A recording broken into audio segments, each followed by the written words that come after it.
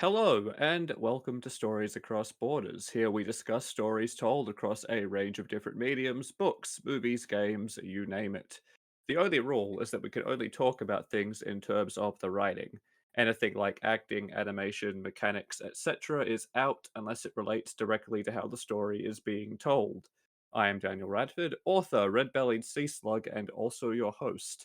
And today I'm joined by not one but two fabulous guests in our returning typical co-host John Kernan, and also the fittingly named Ghoulie. Hello, I'm an Actually, octopus, and this is a I shark.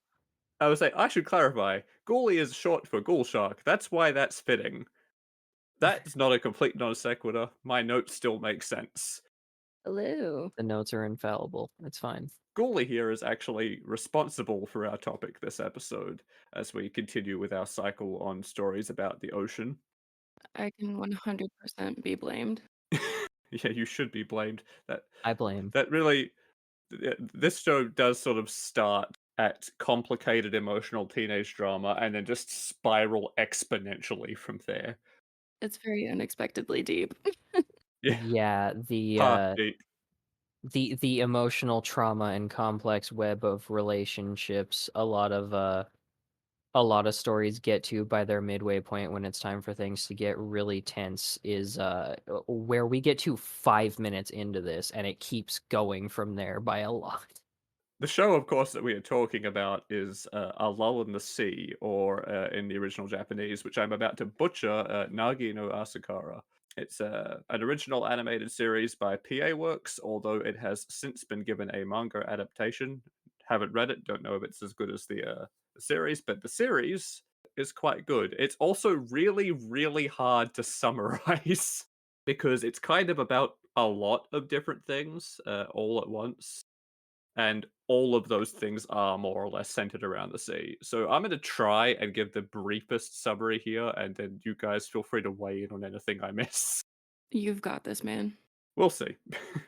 So essentially, in the world of A Lull in the Sea, all life originates in the sea. That much sounds about right, but it's a lot more direct in this world.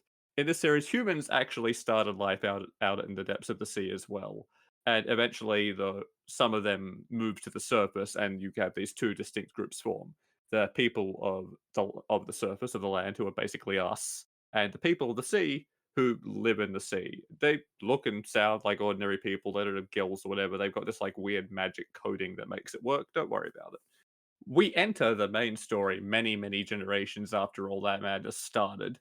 With most of the sea villages in a sort of decline as more and more people from the sea move to the surface.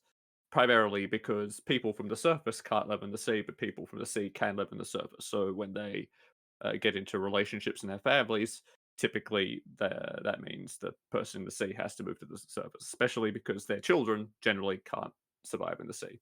In particular, though, we're introduced to about half of our core characters who are teenagers who are moving to a school on the surface because their own no longer has the numbers to remain open. That's where we enter. Going okay so far? Yeah, it's funny how it didn't hit me until they really just I don't know why. It didn't hit me until they really talked nonstop about the population thing and just how many people, but apparently especially women, were leaving the various sea villages to go on land for love, especially that like, oh, the ocean versus land like cultural aspect is also one of the changing versus not changing things, because the biggest reason I think so many of those people are finding love outside of the villages instead of in is because the sea villages are extremely traditional and static and resistant to change. Not to mention, with any sort of population that's going into decline, you're not going to be able to find new people to make and form those connections with unless you leave that area.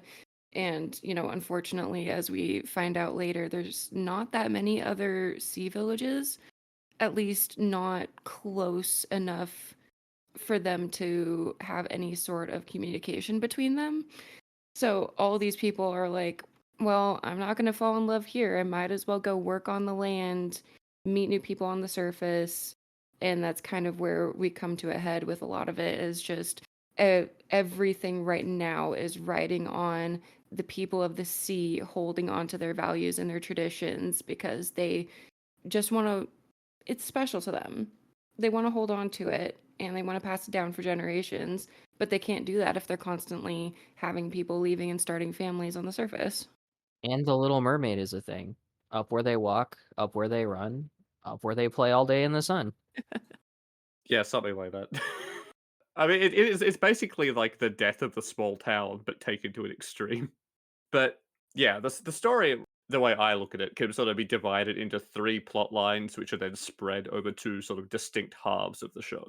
The first of these plot lines, which we've just sort of touched on a bit already, is the tension and divide between these two distinct groups, between the people of the surface and the people of the sea, which is largely represented by this drama around relationships between people from the sea and surface because of this traditionalism versus not so traditional and the sort of cycle of continuing declining population in the sea villages, which are exactly as Gooley explained, kind of in a well, I just said cycle already, but they're in a cycle of this where they keep getting smaller, and the smaller they get, the more there is reason for them to keep getting smaller. And between just that and general culture clashes, there's a lot of tension already going on between between the two groups, and a lot of the main focus, especially the like earlier sort of quarter, but most of the first half of the show really is based around this tension and this sort of dichotomy between the two,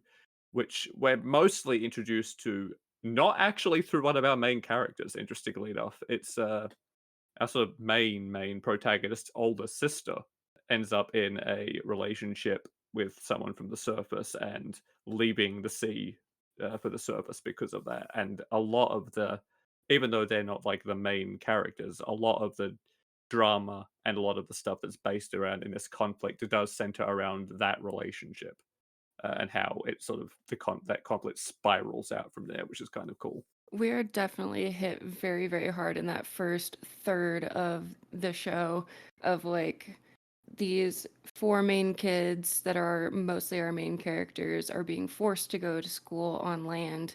And most of them, mostly our main character, Hikari, is the one who holds that tradition really, really close of, people of the sea are better, the surface sucks, whatever it may be. And we're exposed to that like in the very first episode where we get to see, oh, this is a thing that's been passed down to all the kids as well. They hold this in their hearts as well. And then we are also on the opposite side shown that the main character's sister, Akari, is in love with someone on the surface. And not to mention is it both of these siblings having these completely dichotomic uh, what's the word? Experiences, feelings. Yes. Yeah, and their dad is also the chief. Yeah, yeah, he's like the head priest of the sea village, and it's interesting. Like he's a very interesting character, the dad as well, because for the first like 5 or 6 episodes, I've sitting there go, I alternated between, he's a pretty chill guy, all things considered. Too bad he's a piece of shit. I literally hated him from moment one until like almost halfway through the show because literally every time I saw him, he was doing only one of two things, and that was either harshly criticizing his kids or sitting on his ass drinking sake and staring at the newspaper and doing nothing and being distant. Yeah, he turned out to be a much more complicated character than originally it seemed. But yeah, obviously, there's the thing with Akari, but also Hikari, our sort of main protagonist, has romantic feelings he is struggling to process for his friend Manaka, who is like seemingly starting to form a similar bond with another surface boy who becomes sort of like part of their main group as well, which is not at all helping this kid who has already clearly got a very excitable nature and anger issues. To be completely honest, he is really not coping with trying to process all this change and how he feels about it.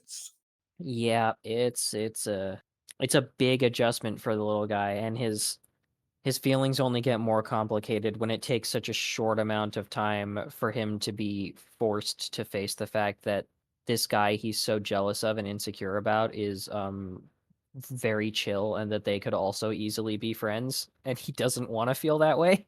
Yeah, he says several times like, no, he's a genuinely a really good guy.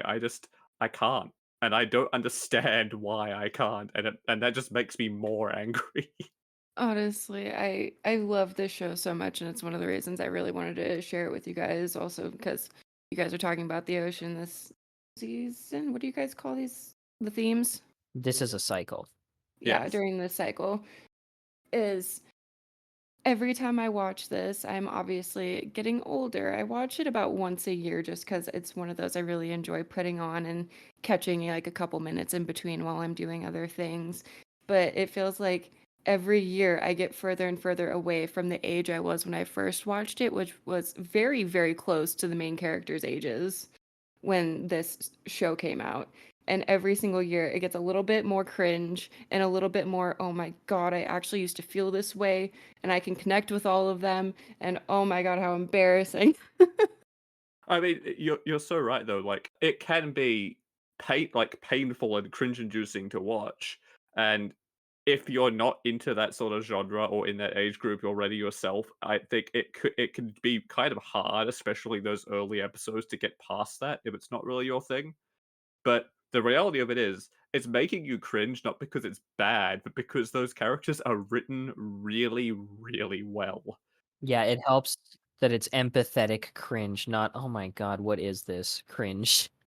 Yeah, like I was watching that and I was simultaneously going, "This is painful." Like I feel so uncomfortable and going, "These are some of the most believably written teenagers I have ever seen."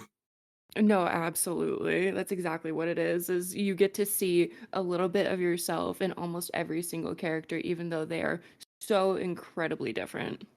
It's just all the regular angst and confusion of being a teenager, and in almost every case, especially a teenager in love, plus the modifier multiplier of crazy out of control things happening around them that they're forced to deal with at the same time as their already overwhelming regular teenage nonsense. Yeah. And when I mentioned those 3 plot lines, that is what the other one the other one of the 2 other ones of the sort of through plot lines is these characters, our core characters, who is not well, it's sort of complicated. It's not necessarily all just those 4. There's actually 7 main characters. Yeah, you've heard of a love triangle, sometimes even a love square. How about a love pentagram? And I Yeah. know what you're thinking. Don't you mean love pentagon? No, this isn't 5 sides. This is 5 points with multiple interconnecting lines going in different directions. It's a pentagram. Yeah, these characters that's so good. These these characters all basically try to process their very complicated, both platonic and romantic feelings for the other people in their immediate circles, as well as try to cope with their feelings about their own change or lack thereof, all mixed into that, fueled even further by the tension between sea and land. So it's a mess, and it's sort of the main central plot in a lot of ways is how all these characters start processing and growing through these very complicated, hard to deal with feelings. And as if a love or a relationship web isn't complicated enough, what if we were to throw in only 3 of the characters involved in this whole mess, essentially time traveling forward 5 years?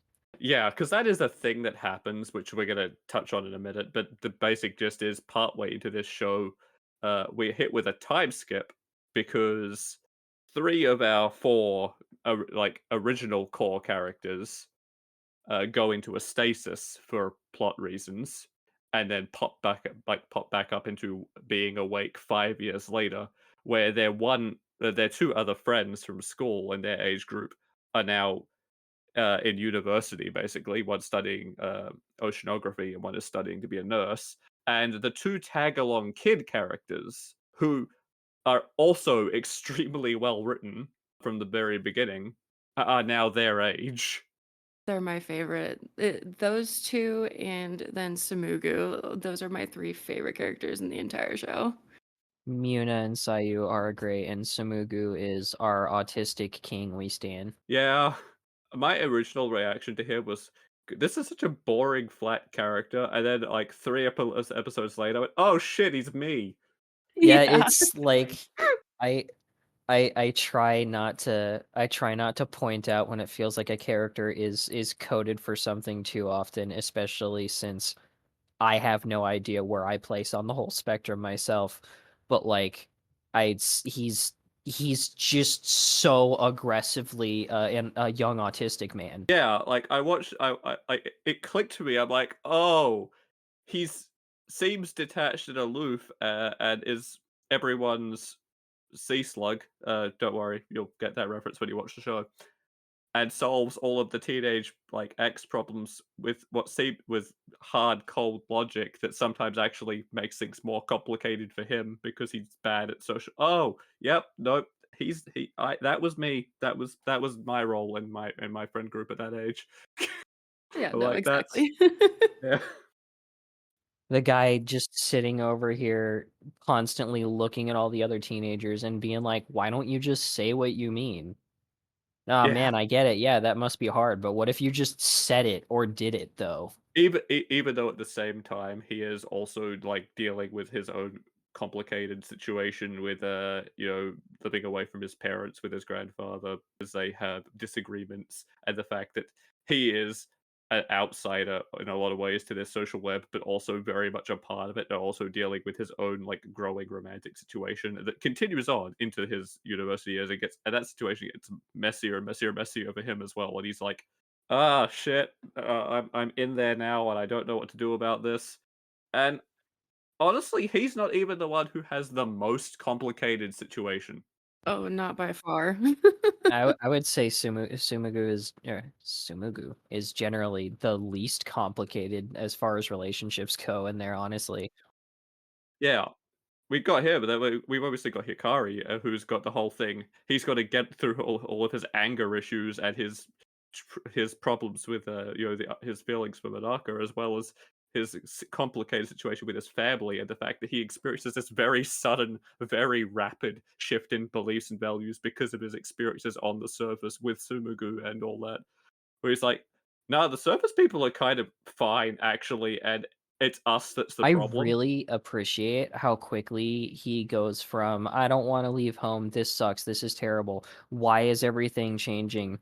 to, like, really quickly, making friends and just meeting some regular people and being and going like, "Wait a minute, all this hostility and stuff is so stupid, it's so obvious how stupid it is, how has this not changed yet?" We've got Manaka, who is kind of the emotional late bloomer, I guess. Like in a lot of ways, she's more clued into everyone's emotional states, but she's also so naive about all the stuff they're dealing with, about the social issues, about the political issues, about the cultural issues, about the relationship situation between her friends. She doesn't understand any of it, and it's freaking her out. Simultaneously, like, the heart and soul of the group, but also not even one of the cells in the brain of the group. Not thinking Yeah. and I don't mean as in stupid, I mean as in never once thinking about her problems or anybody else's really, just being there and being a friend and being there for people, but no thoughts. Only Yeah. vibes. We've got Chisaki there, who is terrified of change, and especially as it's happening very rapidly all of a sudden, and she is freaking out because she can't see how the changing of their established status quo ends well with all of them happy and still together, so that terrifies her. She's desperately ignoring her own feelings about people and places and situations in a desperate attempt to try and keep everything as it is, even though it is completely impossible. I just keep spiraling further and further from what she wants it to stay as. Yeah, she's so totally and completely in love with, like, the basic ongoing dynamic of their friend group that it's almost like a childhood heaven for her. Everybody's nostalgic about certain things from when they were a kid that they don't wanna lose, but for her, her placement in her social circle is actually so perfect and makes her so happy that it's her fear of change doesn't even go to the point of being afraid of loss or anything. It's literally anything about it changing is terrifying to her because it is all like perfectly in its place and she can't even comprehend the thought of any of it changing and that not being a bad thing. Yeah. She has herself convinced that she is romantically interested in Hikari, where the reality is that no, she's just invested in his feelings for Monaka because it's the status quo. She doesn't want it to change. And even when when she finally realizes this is the case, she cannot actually she cannot bring herself to let it let that go. Even as an adult, because she's the one who gets left behind and Her grows up. storyline is what makes me the saddest. Like, I cannot it hurts me to watch her go through all of this because it's like you guys were saying, she cannot accept change. She does not want to do it. Like, that is the antithesis of her entire being. And yet, she is the only one who is left on the surface when the entire ocean ices over and everyone goes into hibernation. She is who is left with everyone else on the surface, and she is the one who is being forced to change. And not only does she have to go through that like as she's growing up, but then once everyone starts coming back, she's like, "Oh my god, I changed. I can't change. I don't want to change. I can't." Yeah, weirdly enough, she Yeah. flows into the She change so naturally that she actually becomes comfortable with all the changes without even realizing they've happened until the people that were such a part of her life that haven't changed are back. And suddenly she has to not only face change, but that it's already happened under her nose and break down over it. Yeah, she has it rough, and, then, rounding out the original core group, we've got, Kaname, who is his whole thing is he feels like a complete he is lonely. He feels like a complete outsider in his own group. He's got a thing for Chisaki, who thinks she has a thing for Hikari, and is her sounding board for that. The whole time going through basically the same thing she is, but he doesn't have a sounding board. It doesn't help that for a big chunk of the story, he's what I like to call the the sociopath with a heart. He does have feelings, he does have emotions, but whereas Sumugu is sitting there being autistic coded, he is sitting there watching everybody, and his goal is to make everybody happy and keep everything going, but his method of doing that is shrewd sociopathic, emotional manipulation of, "Oh, if I do this, it'll make this person happy. If I don't express my emotions here, it'll make this person happy. Hey, somebody over here is not saying something. What if I just ruin that for them that they're keeping that a secret?" Yeah. Like, it's doing that is only reinforcing the fact that he feels like an outsider all the time, even, like, when in his own social network. Yeah, because he can't even just do something because he feels that way or anything. He has those emotions. He's just kinda acting like he doesn't. And of course, we round out our group there with the 2 little ones who aren't the little ones after the time skip because they're suddenly the same age as everyone else, but well, not everyone else because some of them are aged up, but you get what I mean. It's gotta be rough having a crush on your uncle, huh? Oh, yeah, we're getting to that, but may as well start with Sayu, who, as it turns out, is low-key one of the Oh, MVPs. yes. We Never stand would have Sayu. guessed it when she was first Oh, introduced. man, she was my least favorite character for the first couple minutes she was on screen. And then she's, like, one of my favorites by the end. She's honestly kind of one of the most normal, like, she develops a puppy crush on, Kaname when she's, like, 9 that just stays with her, and basically that serves as her motivation for, like, becoming academic. No, that's definitely like one of my favorite parts is when she's finally gone through her own change when everyone comes up from the surface, that she's like facing her real feelings, and it comes out in a way where she's like she just mostly admires him. She just wants to be like she says it, she wants to be good enough for him, which, is not really something I would tell other people to aspire to, but she's also a child.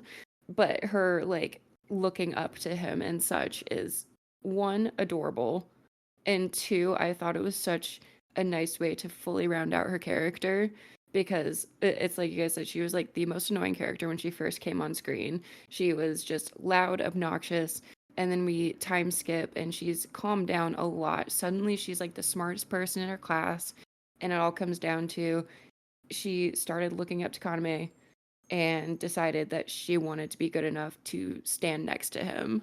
I really appreciate the fact that, despite starting with her 2 biggest features being acting bratty and having puppy love for an older boy, that, actually, even from right before the time skip, and of course, mostly during it, she very quickly becomes the person out of that whole group, including the ones that are significantly older than her, with the most mature and balanced of idea of what love is. And even when she matures past that and gets an even stronger idea of it, she figures it all out herself without anybody having to beat some sense into her or yell at her or anything, or even really having a breakdown, because she never has any She has a illusions. moment. She never has any illusions, though, that, like, her feelings for Kaname could sensibly go anywhere, or that the odds of them ever being together are likely at all, and, like, even so, she decides that whether her feelings are gonna go anywhere or not, she's going to face them, and she needs to face them to move forward, and, like, understands the value of love just for the sake of feeling love, even while everyone else is getting to the breaking point of, "Oh my god, this hurts so much. It would be better if I just never loved at all, wouldn't it? Shouldn't we all just aspire to not love because this sucks?" And she's the one who snaps everybody out of it and screams like, "No, I'm happy I'm in love. Even if my love never happens, I wouldn't choose to just not feel it." Yeah. She goes from being like one of the least prevalent of that core seven to in very subtly working her way into being one of the most integral, to the point where in one episode, that episode, she basically calls the entire group out on their shit. All except one, because that one person wasn't invited to the conversation, even though it was about them. And she's there to So call calls everyone it else out for out for that that too. too. Yeah. Love it. Then basically follows Kaname out the door, confesses her feelings to him, fully expecting not to get any result, just embodying her beliefs, and then casually Sparta kicks his unhealthy attachment to Chisaki and his issues with loneliness just out of his life completely in one moment. Yeah, like, suddenly, after some sense is kicked to him, and he sits there and he's like, "Huh, I have been kinda just acting obsessed, huh? Having all these feelings, just sitting there, letting them fester, and refusing to do anything or let go of them and move on." Oh shit, there really are people in this group who care about me as much as I care about them. What have I been doing? Oh, I'm loved, and now that's also making me realize I'm stupid?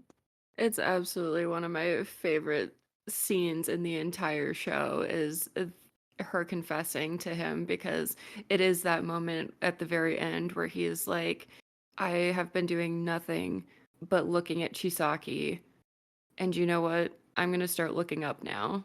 Even if it's not going to be at her, he's going to be paying attention to the people around him, because he's now been shown there are people who watch him and care about him. Yeah, he basically says, like, I've not been looking at anyone, so I don't know if this is actually going to be a thing, but I'm going to take this into consideration and actually start looking at you as a person who cares about me I now. just thought it was like the sweetest moment. Yeah. I also feel like Kaname is the best example of just how much Chisaki was being ignorant to everything around her. Like, her not knowing how everyone else feels and being confused here and there is par for the course when you're that resistant to change. Her being so shocked at Kaname's feelings is like, bitch, how often do you even see him talk to anyone else? How often does he even talk to your other two best friends compared to just being around you, just talking to you all the time? Yeah. Have you noticed he is always there in your corner, supporting you above all else at every moment? Like, Jesus Christ. Seriously. Speaking of the two little ones who becomes slightly less lovable by the end. We do have to talk about the last one of the core group because there is one other character who probably has it rougher than Chisaki. She's like the only one in the running for that position. Muna. Poor sweet baby Muna. This poor girl is not allowed to be happy. It took it took a lot. She got little pockets here and there, and each time something along the way either got smashed down into nothing or grew too big and Kool-Aid manned through the door of her peace and happiness. Yeah, you see, her thing is her dad is the one that ends up marrying Hikari's sister. And her mother is also originally from the sea. She was friends with Akari, although she was a bit older. And she died, and Akari kind of came in and ended up filling that spot. And she had very complicated feelings for a 9-year-old about that, where she's like, this is wrong, but it turned out it wasn't because someone was replacing her mother. It was because someone was going to was filling that role in her life, and she really liked that person and loved them, and it terrified her because she was afraid she would lose someone else. And it's so weird almost too because it actually starts to feel later. They come close to explicitly saying it, but don't quite get to the point where it actually really feels like Akari falling for Itaru was actually kind of a secondary part of her becoming part of the family.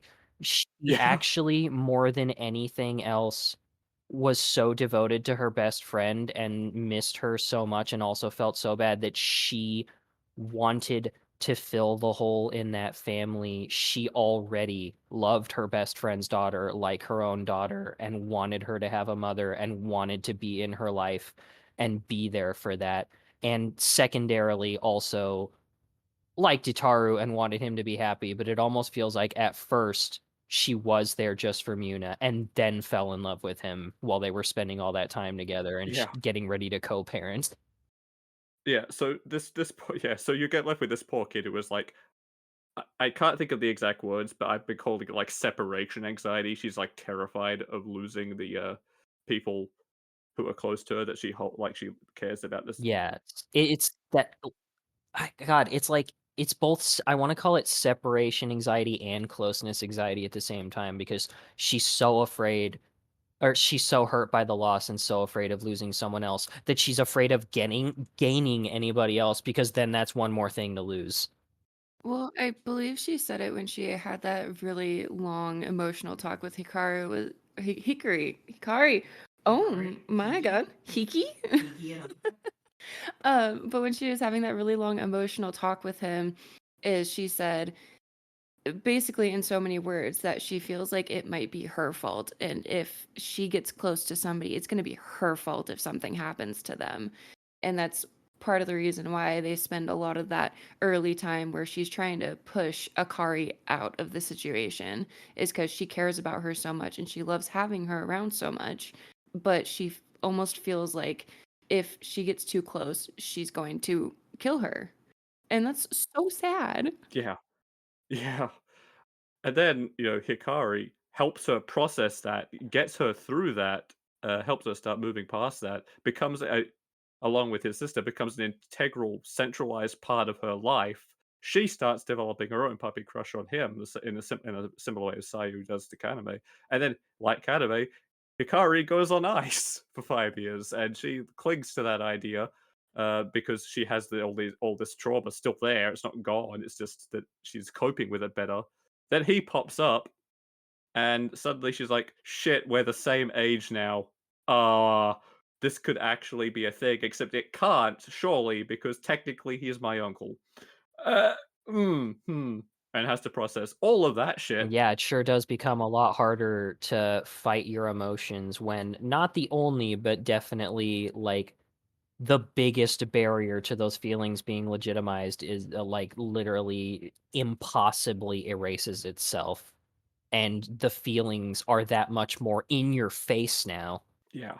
So she's got to deal with all the same shit as everyone else, with that added barrier, with also dealing with the fact that it's made so much worse by her previous trauma coming into play. Yeah, I definitely feel like when you look at Miyuna and Chisaki specifically, they have very similar feelings, even though it is also based towards the same person.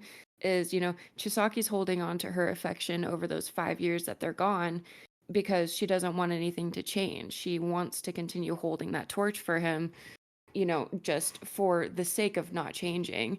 But on the other hand, Miyuna, she's not necessarily doing it on purpose. She doesn't necessarily want to hold on to this torch for him, but almost got like a trauma bond with him where she spilled her guts out to him and they made each other feel better and they started becoming a close family and she had that puppy crush.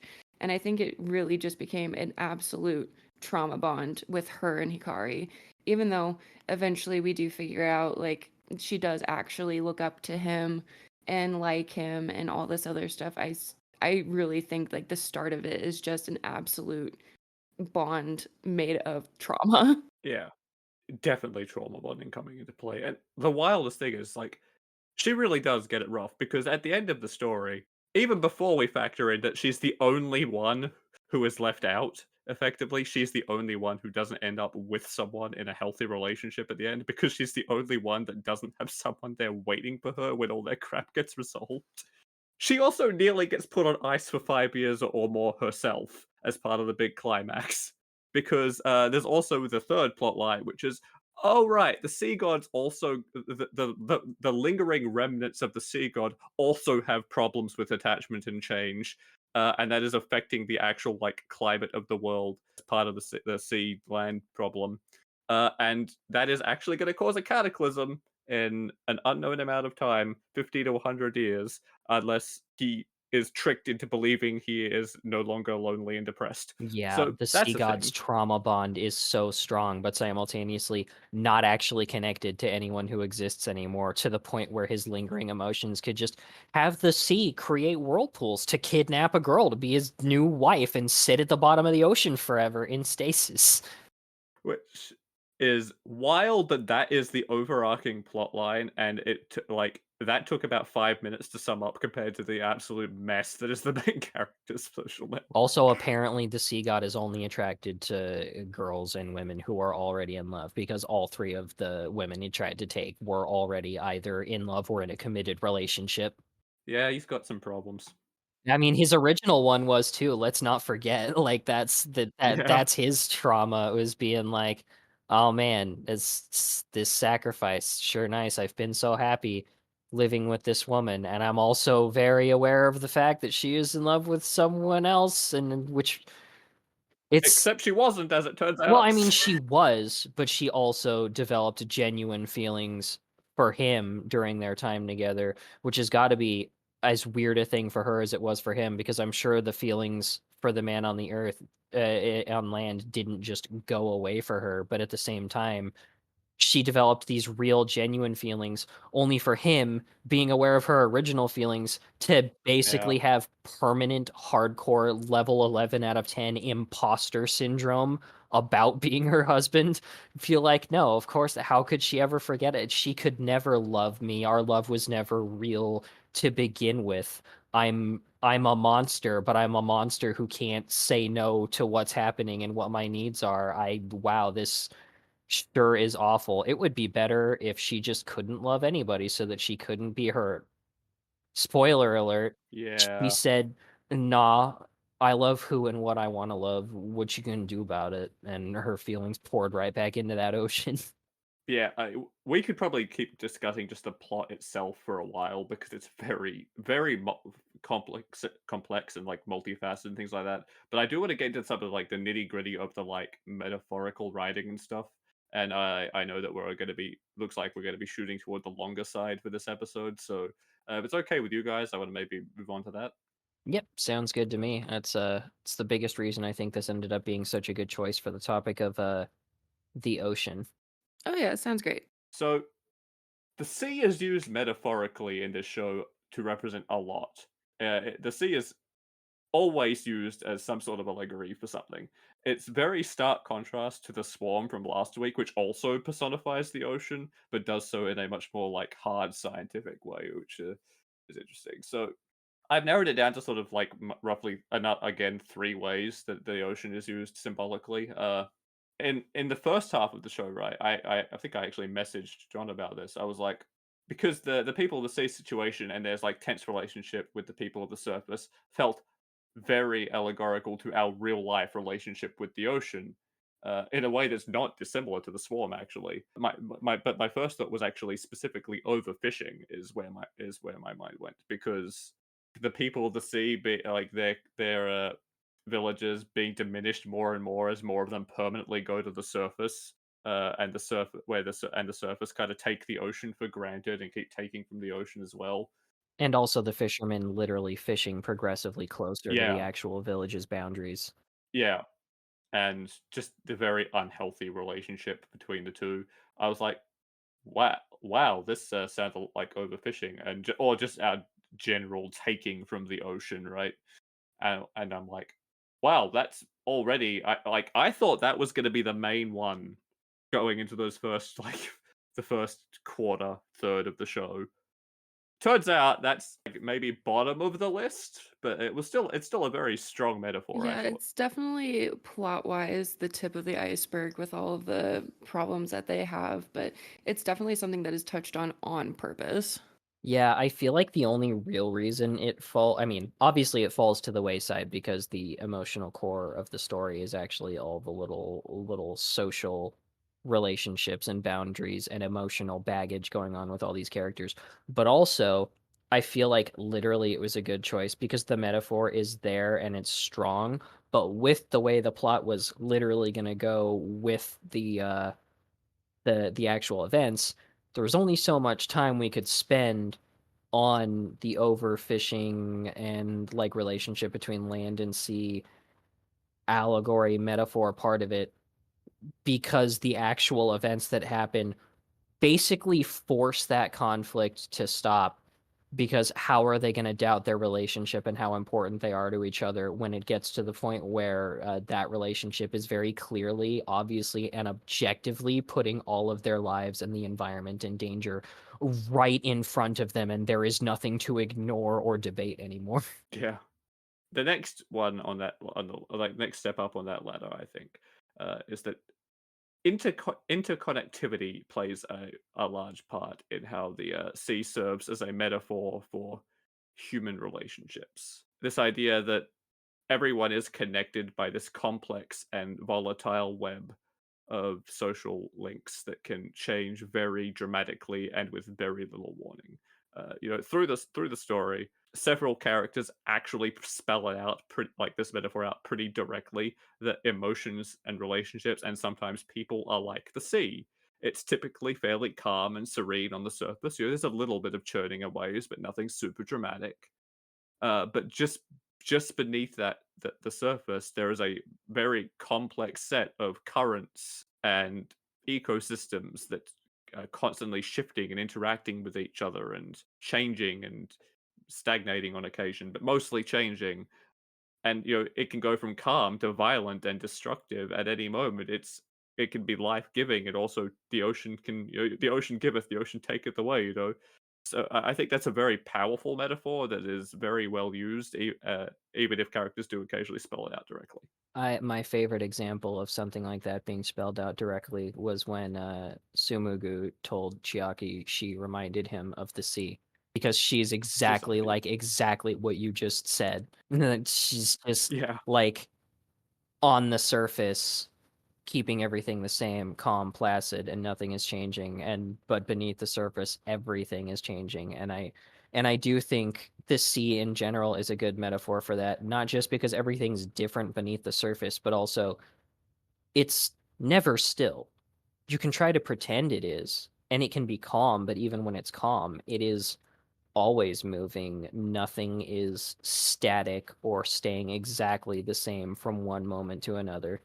earlier on, before we days earlier actually, before we started recording, Gully, you told me that you like had a couple of things you had isolated that you felt made this a good choice, and I suspect that was one of them. Yeah, definitely. It more has to do with the fact that one of the like the major plot points between all their relationships that we talked about a little bit earlier was the fact that none of them want to change, which is a little bit ironic since most of the people who do not want to change in this show live in the sea where it's known to be constantly moving, constantly changing. There's currents, everything is moving, nothing is still, nothing is stagnant in the ocean, and yet they're standing there trying to be as still as rocks while everything continues to change around them, and they're trying to pretend, act like it's not affecting them, even though clearly it is. Because, as we progress, to like the halfway point of the story when we're doing the whole Ofunihiki, they're doing the sacrifice of Lady Ojoshi. It's this huge change where a lot of the characters themselves are facing their own change within their relationships, and they're also literally witnessing the ocean changing as well. And I loved that dichotomy that kept throughout the entire story, is like when the ocean was still, when it was not changing, everyone else also felt stagnant. But at every other point, when the ocean was active, moving, and nothing was frozen over, then they were all the same people who did not want to change and were doing that standing still, refusing to move. Yeah, I mean, that was actually the third thing on my list, I had a is that the feeling. sea is a direct metaphor, yeah, for stagnancy and change. Because I would say that this is the biggest theme of the show by far, and it's also, to be completely honest, the one that hit me the hardest as a viewer, because I have definitely dealt with my own fair share of issues with both stagnancy and change in my personal life. So I was like, "Oh, uh-oh," when I was watching this. I'm gonna feel things. So good on you for that, goalie. Because essentially, the idea is that the sea does it appears eternal and unchanging, right? It's always there. It's just this endless carpet of blue, basically, from a distance.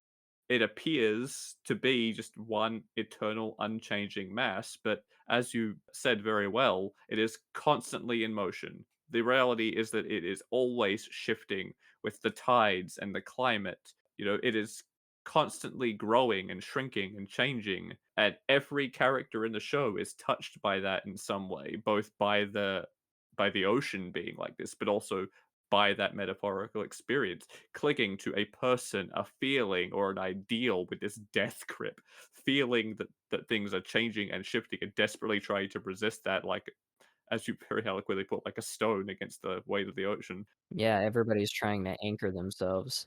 Yeah. Even when they know it's impossible, they feel it deep down. They still desperately try to not change, to cling to this whatever it is, person, ideal, feeling, whatever. I think Chisaki is by far the strongest example of that particular one, but it does apply to literally everyone, even the sea god, the personification of the sea itself. Yeah, it's funny how even the ones who are less resistant to change, everybody in this story has at least one thing or person who they don't just want not to change, but who they feel as if they need to stay the same, whether it's the person they love because they can't possibly lose the thing they love about the person, or whether it's themselves or even their environment. That's the most common one, of course, but that's a lot of the less important characters who the thing they want to change, they want never to change is their environment, which is mostly the sea villagers. But that's okay. They did a really good job of that when they literally encased themselves in whale blubber and got frozen instead of changing anything at all. Yeah, I mean, like if ever you needed it, it's like they were so set in their ways and their beliefs, they literally went into a hibernated deep freeze situation. We're just gonna take a nap until this all blows over. But yeah, so if you were listening to like all about like us discussing very passionately these very the social webs and things like that, and going, "What the fuck does this have to do with the ocean? Like, is this just like is the ocean just the backdrop?" No, the ocean is basically is the embodiment of all of that we were talking about. It is a perpetual metaphor that simultaneously represents all these different things, and it is always right there because all of the drama essentially revolves around the source of the metaphor in some way. And all of the people are literally dependent on it in one way or another too.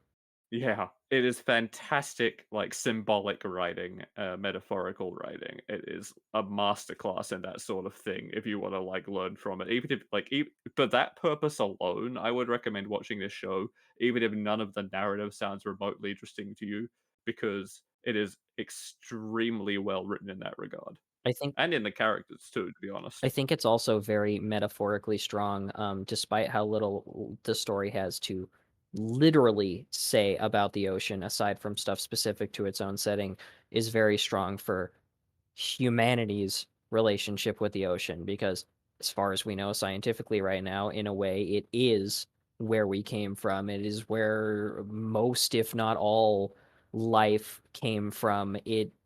It's we have a relationship of constant give and take with it, and that we are simultaneously fighting against it and taking more from it than we give to it, but also being so not just reliant on it, but inspired by both its beauty and its strength and its simultaneously ever changing and unchanging nature. Yeah, even though most of the plot is completely surrounded by these social aspects of everybody's relationships with each other, what you see, especially if you watch it a second or third time, or just, really pay attention to what's going on outside of the relationships, is almost throughout the entire show, you can see the ocean specifically environmentally reacting to what is happening within their relationships. It is completely tied throughout the entire show.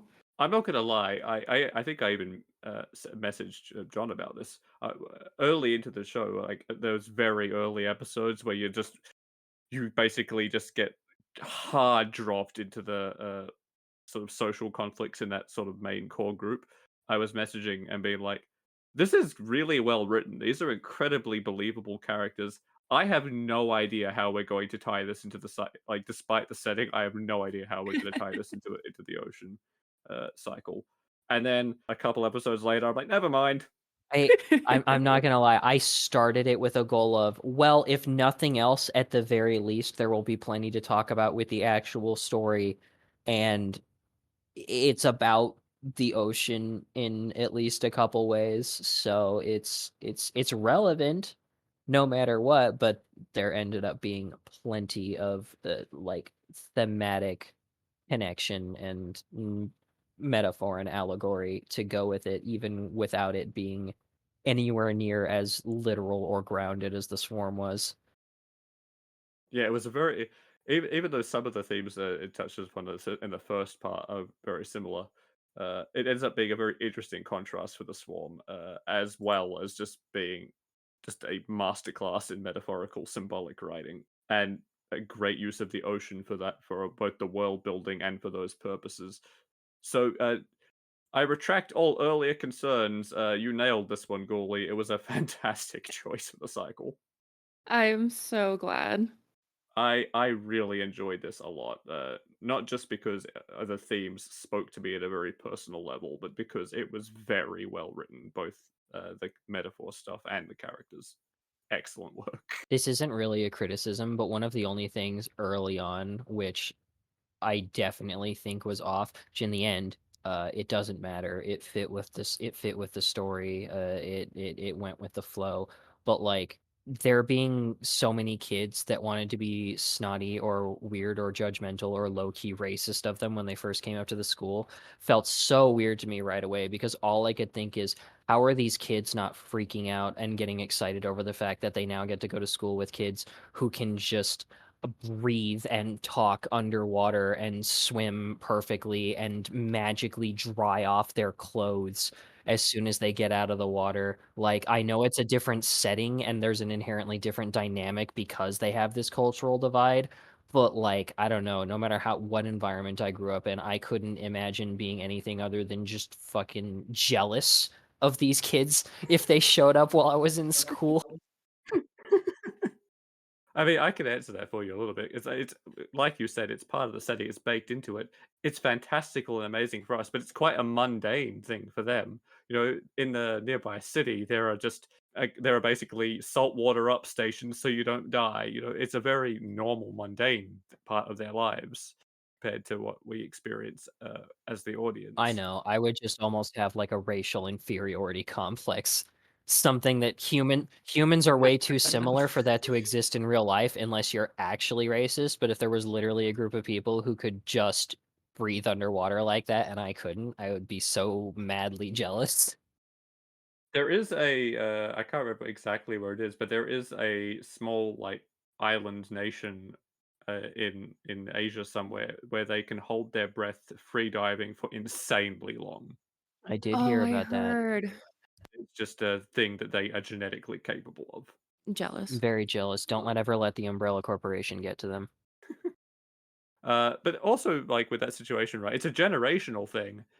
It's exactly the same as Hikari's feelings about the people on the surface, coming from the cultural, generational, familial situation. It's exactly the same going the other way, and it's why once they all get to know each other, that evaporates. Yeah, I really like how quickly the kids got over it because that actually is also a very strong tie with real life is how often if kids but also just younger people in general get together and get to spend time together, it just naturally becomes so obvious to them so quickly how they're not that different and how stupid all the biases and prejudices and grudges all of the older, more traditional people have.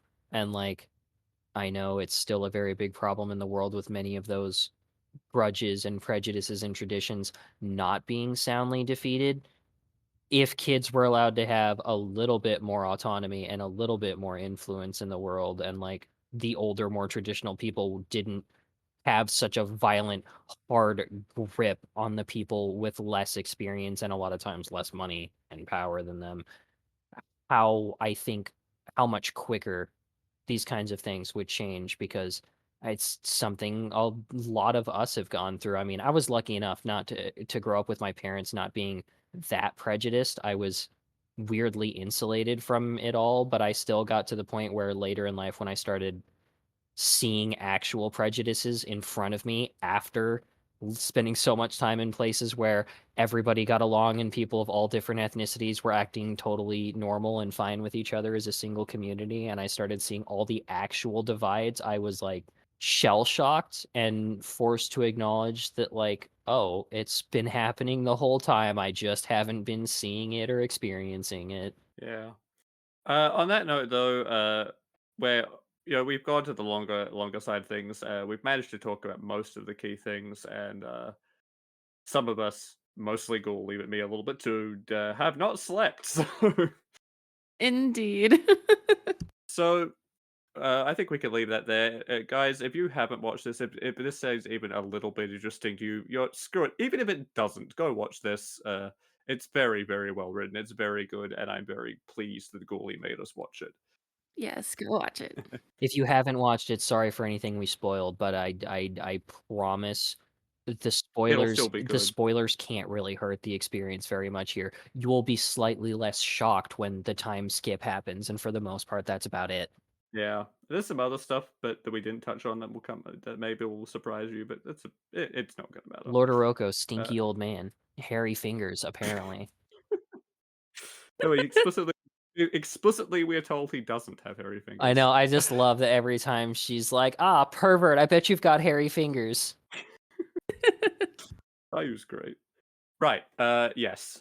Anyway, we'll leave that there. So if you guys are listening to this elsewhere, you can of course find these podcast episodes on my site, radfordwrites.com. I also, by the time this goes out, you will probably be able to find fixation there too.